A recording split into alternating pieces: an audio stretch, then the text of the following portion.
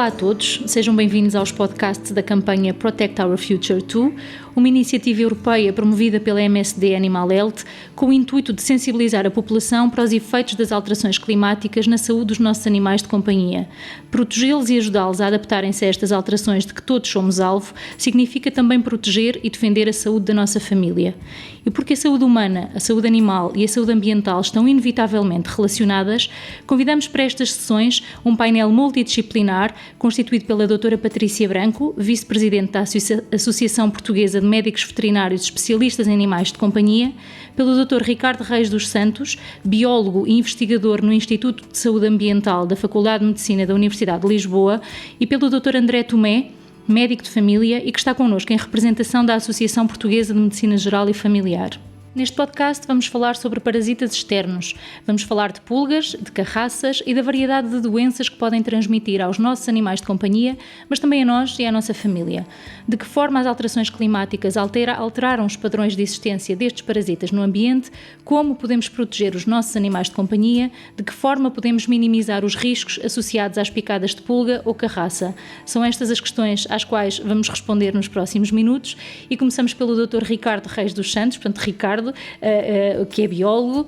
Ricardo, por norma, a partir de finais de abril, maio, todos os tutores já sabiam que tinham de reforçar a desparasitação externa dos seus animais de companhia. Atualmente já não há uma época alta, porque na verdade há pulgas e carraças o ano inteiro. Que fatores é que explicam este fenómeno? Fatores biológicos, essencialmente. Muito bem, os principais fatores que, enfim, de alguma forma concorrem para explicar este fenómeno são essencialmente fatores ambientais. Aquilo que se tem assistido é, de facto, por intermédio das alterações climáticas, a uma... Enfim, quando se pensava que havia, de facto, uma tal sazonalidade, a tal época alta, em que as pessoas já sabiam que tinham que fazer a desparasitação dos seus animais, hoje em dia o que nós estamos a observar é de facto uma perda, uma atenuação dessa sazonalidade, o que significa que no caso, por exemplo, das carraças, já começam a surgir casos durante todo o ano. Por outro lado, e continuando aqui com o exemplo da carraça, que me parece ser aquele mais evidente, para além desta atenuação da sazonalidade, aquilo que nós temos vindo a observar, justamente porque estas alterações ambientais... O que é que são estas alterações ambientais? Basicamente, estamos com um tempo a ficar cada vez mais quente, não só no período tipicamente quente, que é aquele do verão, mas sobretudo nas estações intermédias, primavera e outono, e também no inverno, uma parte do inverno. Ora, o que é que isto significa? E aqui o ponto é de facto, o ponto mais importante é de facto nestas estações intermédias, em que habitualmente são estações ligeiramente mais úmidas do que a estação tipicamente quente do verão, que é uma estação muito quente, cada vez mais quente, mas mais seca. E do ponto de vista ambiental, para o desenvolvimento destes parasitas, as condições ambientais ótimas, digamos assim, estão relacionadas com um tempo quente e um tempo úmido. E por isso é que nestas estações intermédias, como na primavera, finais de inverno, primavera e depois do outono, como são estações em que a umidade é ligeiramente superior, mas como estão também a ficar mais quentes, então estão a ser criadas condições ótimas para estes parasitas estarem ativos e, para além de estarem ativos, estarem também infecciosos. E este é um problema exclusivo dos meios rurais ou também nos centros urbanos existe este risco de contaminação? Por norma, nos meios rurais tendemos a deixar os animais correr e soltar-se e rebolar à vontade nas ervas, e aí temos a noção de que poderá existir esta contaminação, mas nos meios urbanos esse risco está presente também. Está presente. Claro que há aqui uma dificuldade em perceber onde é que estão os limites do meio urbano e do meio rural. Para os mais antigos, provavelmente lembrar-se-ão que o campo começava na Rua do Salitre.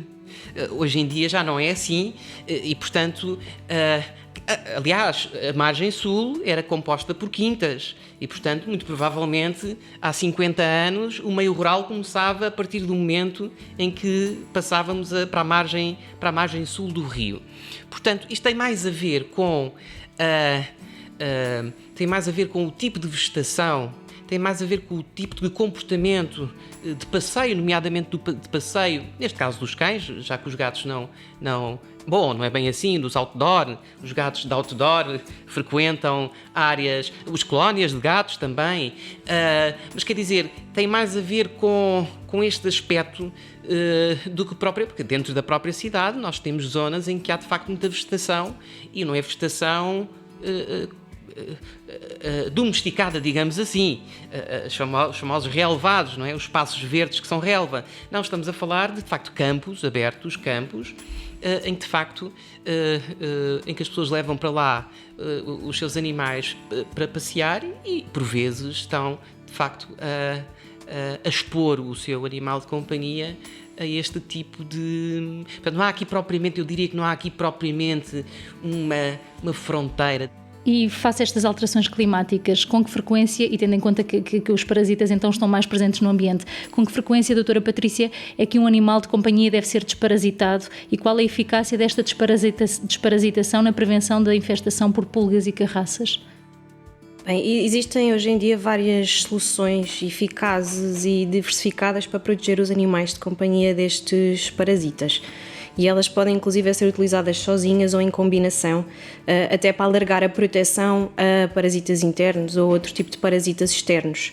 A frequência dessa aplicação ou administração depende do medicamento escolhido e o ideal é ser o médico veterinário de cada animal a aconselhar esta escolha, porque deve ser individual, depende do risco de cada animal e depende também de outros fatores individuais que podem tornar o animal mais ou menos candidato a diferentes soluções.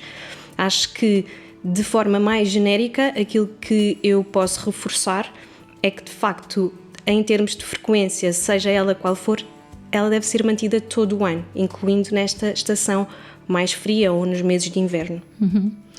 E além do desconforto que estes parasitas causam nos nossos animais de companhia, que doenças é que lhes podem transmitir e que gravidade é que essas doenças podem assumir? Quer as carraças, quer as pulgas podem ser vetores de transmissão de doenças infecciosas graves para os nossos animais de companhia. São doenças que são causadas por hemoparasitas, são parasitas microscópicos do sangue, têm este nome, e passam de um animal infectado para um saudável precisamente através desta pulga ou desta carraça que transporta em si sangue infectado. Nos cães, em Portugal, é mais frequente nós diagnosticarmos os hemoparasitas transmitidos por carraças. Eles vêm em diversos nomes, podemos falar da Ehrlichia, Rickettsia, Babesia, mas todos eles nós genericamente conhecemos, popularmente conhecemos como febre da carraça. É um termo que engloba todas estas parasitoses. Já nos gatos, mais frequentemente, nós diagnosticamos uma parasitose chamada Mycoplasma, que é transmitida pela picada da pulga. E estas doenças, todas elas podem ir desde uma manifestação clínica com sintomas não específicos, ligeiros, e causarem uma doença ligeira. E aí nós temos febres, gânglios aumentados, alguma prostração, perda de peso, mas pode eventualmente evoluir para doença grave com insuficiência renal, insuficiência hepática, poliartrites, cenários mais graves de doença, quer no gato, quer no cão. E são doenças potencialmente transmissíveis a humanos? Sobretudo as doenças que são transmitidas pelas carraças, sim, são transmissíveis aos seres humanos. É importante salientar que elas são sempre transmitidas pelo vetor, pela carraça, e não pelo contacto direto com o animal de companhia, mesmo que este esteja infectado. Passando então agora para a saúde humana, André, há algum padrão sazonal de infecções desta natureza em humanos? Este tipo de infecções por parasitas externos são tendencialmente mais frequentes entre os meses de abril e outubro, por estar mais calor, e também pelo facto de ser mais ou menos nesta altura em que as pessoas e os respectivos animais acabam por sair, mas podem acabar por ocorrer, como já foi referido, durante todo o ano. Na maior parte das vezes, no entanto, não é fácil identificar estas infecções. Muitas vezes temos alguns sinais, picadas na pele, mas nem sempre se consegue identificar claramente o agente que provocou ou que surgiu nestas alturas do ano. Quais é que são as doenças mais comuns e quais é que são os sintomas que sugerem o diagnóstico? São fáceis de tratar ou surgem frequentemente associadas a complicações graves? Como também já foi referido, o facto de haver uma picada não significa necessariamente que haja uma transmissão de uma doença. A transmissão da doença através de picada de pulga ou de carraças para os humanos também não é frequente, pelo que as mais frequentes acabam muitas vezes até por ter uma evolução benigna, sem grandes manifestações e pode não ser fácil de identificar. Em relação à pulga, por exemplo, podemos falar da vulgarmente conhecida doença da arranhadela do gato, provocada por uma bactéria, em que a manifestação pode ser somente um aumento de gânglios, sem outras manifestações relevantes.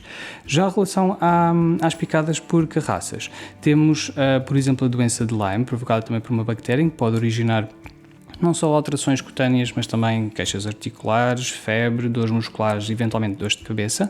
E se calhar aquela mais conhecida, até em Portugal, até porque é uma doença endémica, é mesmo a febre escaronodular, em que pode manifestar-se principalmente em meio rural, mas como nós já falámos, mesmo em meio urbano, podem ser detectados casos, e que nestes casos se manifesta geralmente com suores, com febres muitas vezes muito elevadas, com cansaço, dores de cabeça, lesões cutâneas que tipicamente costumam começar nos membros inferiores, nas pernas, geralmente os sítios habituais de picada, e que muitas vezes acaba por evoluir pelo resto do corpo, e muitas vezes é típica na avaliação das pessoas, quando existe este tipo de infecções, uma alteração designada de tache noire, que é uma escara, uma lesão que é, digamos, a marca inicial da picada, neste caso, da carraça.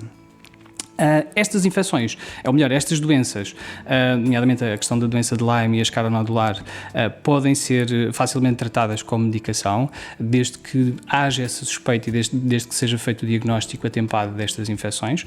No caso disso não acontecer, pode de facto originar problemas graves, nomeadamente problemas neurológicos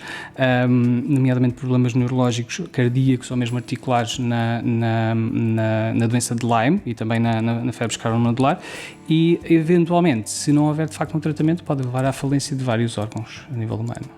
Durante a avaliação clínica de um doente, é raro um médico, nomeadamente um médico de família, perguntar se existem animais de companhia em casa. Em que contexto questiona os seus doentes sobre a convivência com animais de companhia? Como médico de família, tendemos sempre a que, numa avaliação de um utente, sondar também o contexto familiar, o contexto social, o contexto laboral em que a pessoa está inserida. E se, por um lado, por exemplo, o contexto laboral da pessoa implica um trabalho no campo, pode levar-nos a que haja estarmos mais alertas para um eventual risco de zoonose. No entanto, por regra, não é questionado de facto a maior parte das pessoas se têm animais de estimação ou se têm um contacto regular com animais. Isto pode ser algo a mudar futuramente, dado que se eventualmente com estas alterações do clima começarem a existir mais zoonoses, poderemos estar mais atentos, mas geralmente esta questão acaba por se colocar quando identificamos de facto lesões, picadas. As picadas de pulga geralmente são as mais frequentes, em que perguntamos se a pessoa tem animais ou se esteve em contacto com animais. Muito bem. Patrícia, considera que há na população falta de informação sobre os cuidados a ter com os animais de companhia, em concreto aqui no que respeita aos parasitas externos? Eu creio que as pessoas, e inclui-me a mim, podem sempre estar melhor informadas. Hoje em dia, em termos de informação, nós sabemos que existe um acesso fácil, imediato, generalizado, e que muitas vezes essa informação pode ser confusa, pode ser falsa. Existem também muitos mitos e sabedoria popular ainda em relação aos animais de companhia, que é preciso desmistificar.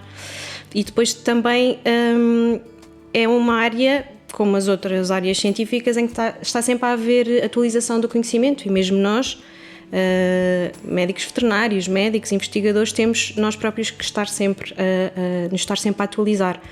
Eu creio que o mais importante é alertar as pessoas para que este problema existe e que, na necessidade de procurar informação, devem procurá-lo em fontes credíveis, oficiais e junto do seu médico de família, junto do seu médico veterinário de família.